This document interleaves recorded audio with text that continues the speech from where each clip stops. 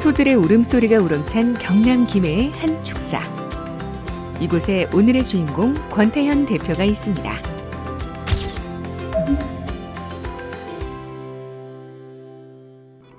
비육을 중심으로 축사를 운영하며 암소 80마리와 거새우 320마리, 총 400마리의 소를 키우는 청년 농장주 권태현 대표를 만나볼까요?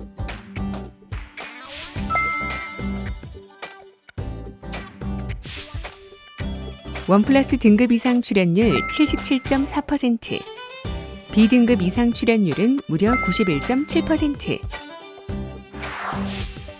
출하 개월령 26.7개월을 기록한 권태현 대표의 우수한 성적. 젊은 청년 농장주만의 특별한 비법이 있을까요? 저는 경남 김해에서 한우 사육을 하고 있는 올해 33살 12년 차 소 키우고 있는 권태현이라고 합니다. 저희 아버지께서 밖에서 이제 같이 축산업을 한 게 아니라 아버지는 금융업을 하시고 저는 이제 학생 신분이자 군인 신분이었는데 국방의 의무를 다하는 그날부터 시작해서 아버지와 같이 아버지는 본업을 하시면서 저는 이제 소를 본업을 시작하면서 그렇게 이제 조그맣게 한 20마리 남짓으로 동물을 좋아해서 소를 키우기 시작했습니다. 지금 비육 같은 경우에는 육성우만 130도에서 150도 가량 되고, 그 다음에 15개월 이상 되는 비육우 두수도 한 150도 반반 정도 돼가지고 총 두수는 한 320도 되고 있고요. 비육우는 번식우는 지금 한 80도 정도 하고 있습니다. 노하우라고 생각하고 있는 게 이제 어린 송아지 크면 클수록 저희 집에 수송을 했을 경우에는 스트레스가 많다고 생각하고 있거든요. 그래가지고 남들보다 조금 더 빠른 개월수를, 그러니까 어린 송아지를 가지고 와서 이제 그때부터 시작을 하면은 적응 능력도 빠르고 그렇게 그걸 중점적으로 해서 지금 송아지 구입하고 있고요. 그리고 이제 누구나 다 똑같듯이 유전적인 부분, 어미소에 대한 유전 능력도 이제 필히 보고 있고요. 그 다음에 KPN 아비도 보고 있고 유전 능력치에 대해서도 중점적으로 보고 있습니다. 권태현 대표는 지난 2016년 전국 축산물 품질 평가 대상에서 우수상을 받은 축산업계의 청년 인재입니다. 그만큼 소에게 많은 신경을 쏟는데 그중 사료가 제일 대표적이라고 하는데요. 제가 이제 처음 소를 키울 때부터 지역 내 출ገብ이나 사기업 사료를 쓴 게 아니라 아버지와 함께 이제 발효 사료라는 거를 시작하게 되었어요. 그래가지고 이제 발효 사료의 특징이 그 악취 절감, 냄새가 그러니까 나지가 않아요. 육성우 같은 경우에는 이제 양질의 건초를 무제한으로 급여하다 보니 비용 부분에서 조금 더 들어가더라도 아픈 소가 생기지 않으니까 그쪽에서 잘 키울 수 있는 노하우라 생각하고 잘 급여하고 있습니다.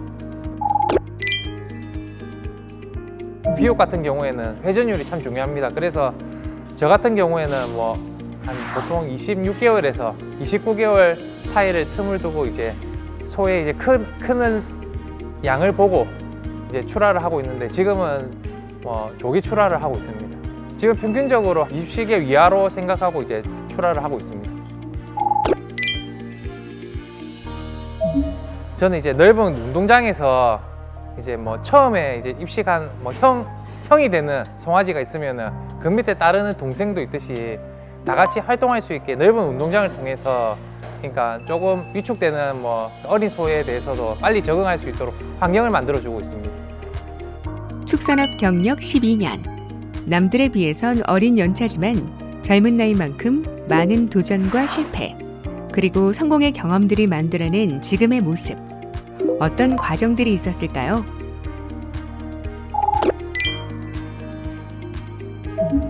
이런저런 시도를 굉장히 많이 해보셨을 네. 것 같아요. 성공하신 시도도 있으실 네. 거고 실패하신 시도도 있으실 텐데. 그러니까 지나친 욕심 때문에 실패한 경우도 있는 게, 제가 13회, 15회를 품질평가 대상에 리스트에 올라가서 상을 받게 됐거든요. 제가 젊은 나이에. 네. 근데 이제 우여곡절 끝에 뭐 이제 열심히 하다 보니까 받게 된 상인데, 아, 이 소를 제가 중량을 더 높여보자, 조금 더 이렇게 해보자 했는데, 그게 이제 제가 높은 계단을 타고 있었는데 그 계단이 아니라 이제 내리막을 가고 있었더라고요.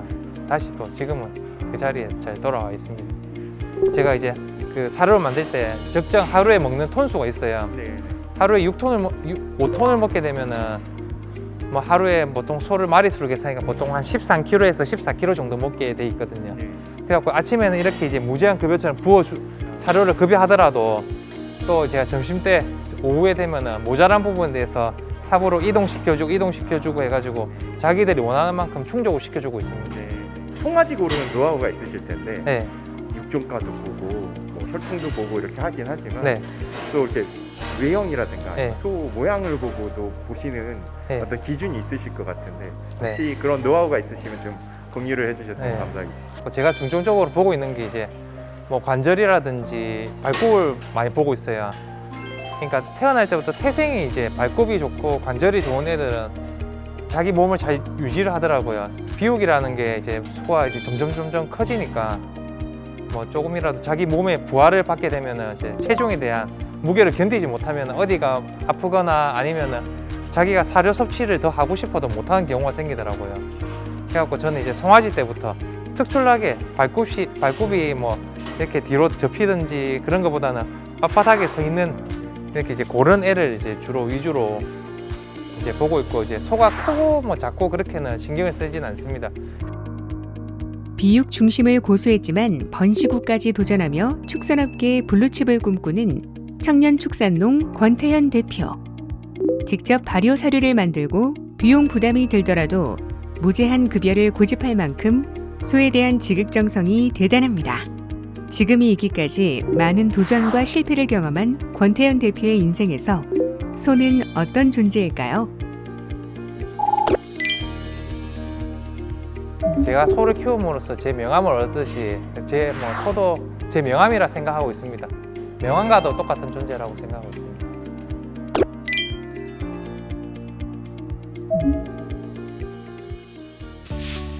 네, 지금 보신 영상은 김해 권태현 사장님 목장입니다. 젊으신 사장님이세요. 예, 21살부터 한우 사육을 시작하셨고 지금 33살이십니다. 젊으신 분이신데도 굉장히 부지런하시고 등급도 잘 나오고 어느 정도 성과를 많이 이루셨습니다.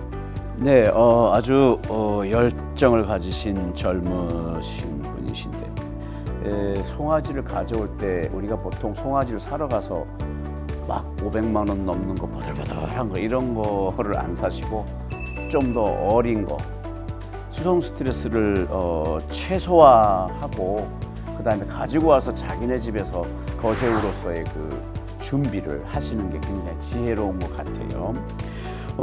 이분은 뭐 26개월만 돼도 사이즈가 되면 바로 출하를 해서 회전율을 높여서 돈을 벌고자 하는, 그래서 평균 27개월 출하를 해요. 맞습니다. 이게 사실은 이분이 발효사료를 제조해서 먹인단 말이에요. 이 발효사료를 제조해서 먹인다라는 것은 그동안에 이제 실력이 많이 쌓인 거죠. 조사료를 많이 먹여서 지방 정구 세포를 좀 많이 만드는 방법도 있고, 또 영양적으로 그 비타민하고 아미노산이 컨비네이션을 잘 해가지고 그 육성기 때 지방 정구 세포를 많이 만들고 분화가 잘 되게 하면 사실 8번, 9번도 많이 나오거든요. 근데 그 기술이 여기는 이 발효 사료에는 도입이 돼 있어요. 이 사료를 제조해서 먹으니까 생산비도 적게 들고 등급도 잘 나오니까 그리고 27개월에 벌써 팔 정도가 되면 회전도 빠르고 굉장히 그래서 수익성이 좋은 농가가 아닌가 싶고. 아까 발효 사료를 이제 먹이는 측면에서 봤을 때도 이제 농장 사장님께서 악취 관련된 걸 물어보셨거든요. 맞아요. 근데 이제 이런 발효 사료가 악취에 미친 영향이 사실은 실제로 발효 사료가 갖는 장점은 이제 원래 가지고 있던 영양성을 이제 다른 VFA나 이런 그 소들이 이용할 수 있는, 빨리 이용할 수 있는 그런 휘발성 지방산으로 전환을 시킴으로써 약간 소화율을 개선시키는 효과가 있거든요. 그러면은 같은 무게의 그런 사료를 급여했을 때도 소화율이 좀 더 올라간다고 볼 수도 있습니다. 그리고 이제 전반적으로 그런 소들이 개수가 많아지면 실제 농장 전반에 이제 미치는 악취 영향도 어느 정도는 개선시킬 수 있을 거라고 그렇게 생각이 됩니다. 그런 부분에서 장점을 가지시는 것 같아요. 제가 그 운동장을 살짝 보았는데 좀 작은 몸집 작은 애들이랑 큰 애들이랑 같이 이렇게 막 열심히 뛰어다니는 걸 보았습니다. 저 같으면은 혹시라도 사고가 날까 봐 걱정이 많이 될 것 같은데 그래도 그게 효과가 있으니까 사용을 하고 계시는 거겠죠? 요즘에 이제 전 세계적으로 부는 트렌드가 뭐냐면 백투 더 베이직이에요. 다시 기본으로 돌아가자는 거예요. 사실은 소는 가족 단위로 같이 사는 거죠. 엄마, 아들, 딸, 뭐 형매, 형제, 자매가 같이 사는 게 훨씬 더 자연스러운 거죠. 근데 이제 이거를 우리가 이제 경제 동물로서 이제 이걸 효율성을 따지면서 이제 관리의 측면에서 같은 연령으로 나누어 놓은 거죠, 사실은. 그래서 송아지도 인공 포유할 때 두 가지 방법이 있거든요. 그룹 피딩을 하는 방법이 있고, 그러니까 그룹 20마리, 30마리를 한 공간에 넣어서 인공 포유를 하는 방법이 있고, 또 하나는 질병의 어떤 문제 때문에 한 마리 한 마리 아이솔레이션 해가지고 피딩하는 방법이 있는데, 많은 아티클들이나 논문을 보면 소는 그룹 애니멀이기 때문에 어릴 때부터 사회성을 키워주는 게 좋다 해가지고 같이 키우는 걸 권장해요. 이제 단 하나 리스크는 전염성 질병에 대한 문제가 있죠. 거꾸로 또 아이솔레이션에서 한 마리씩 따로 키운 동물들은 언제 가장 스트레스를 받냐면 같이 합쳤을 때 서열 경쟁, 그 다음에 어떤 불안감 이런 것들을 겪는데 또 뭐 길게는 한 달 이상 또 에너지를 소비하거든요. 그 다음에 또 관리의 측면에 있어서도 너무 사료 급여를 세분화해서 먹이지 않는 것도 좋은 방법인 것 같아요. 너무 어린 송아지, 중송아지, 큰 송아지, 비육정기, 비후기 너무 우리가 정밀 사용한다 했는데, 그러면 소는 나중에 성적이 더 잘 나올지는 모르겠지만 관리자의 측면에 있어서는 굉장히 힘든 거거든요. 이제 우사의 규모가 커지는 추세에 있는 우리나라의 축산의 어떤 트렌드에 있어서는 우사의 구조라든지 그룹핑에 대해서는 한 번 더 생각해 볼 필요가 있을 것 같습니다. 저도 아주 공감해요. 그 송아지들이 큰 놈 작은 놈 막 엄마랑 같이 땡긴단 말이에요. 이 소들이 엄마 젖을 먹고 사실 크는 건 아니거든요. 이 부치기 사료를 먹으면서 크니까 섞여 있어서 막 운동하고 그렇게 해도 문제 없을 것 같아요. 그래서 제 생각에는 비육에 있어서 뭐 운동 제한을 해야만 뭐 비육이 더 잘 된다 하는 연구 데이터가 많은 줄로 알고 있는데, 제 생각에는 출하 직전 뭐 한 6, 7개월 정도만 제한한 운동을 하고, 소는 사실은 생리적으로는 하루에 12시간 이상 앉아 있는 동물이거든요. 그러니까 밥 먹고 물 먹고 책임질 하면서 하루 종일 앉아 있는 동물이기 때문에 공간이 넓다고 해서 얘들이 말처럼 뛰어다닐 거라고 저는 생각하지 않아요. 실제 그 호주의 피들랏을 가보니까 그냥 운동장에 시커멓게 풀어놨는데 배부르니까 앉아 놀아. 그렇죠. 우리 한우 농가가 지금 가지는 구조적인 문제점 중에 하나가 뭐냐면, 소는 밥 먹고 물 먹을 때 채식을 할 때 전체 분뇨 발생량의 한 50%, 60%를 거기서 하는 그렇지. 건데, 그 공간도 베딩 공간으로 하려 하니까 이게 계속 악순환에 빠지는 거예요. 그래서 채식장은 항상 깨끗이 치우는 공간으로 활용하고, 그 뒤에 앉아서 쉬는 휴식 공간은 별도의 공간이 마련해 줘야 되거든요. 근데 그러기에는 우리 한우 우사가 너무 구조적으로 결함이 많은 거예요. 4 곱하기 8이나 5 곱하기 10이면 앞에 채식장을 쓰는 복도까지도 베딩으로 써야 되니까 거기까지도 기술을 넣어서 드라이하게 건조한다는 거 제가 봐서 불가능해요.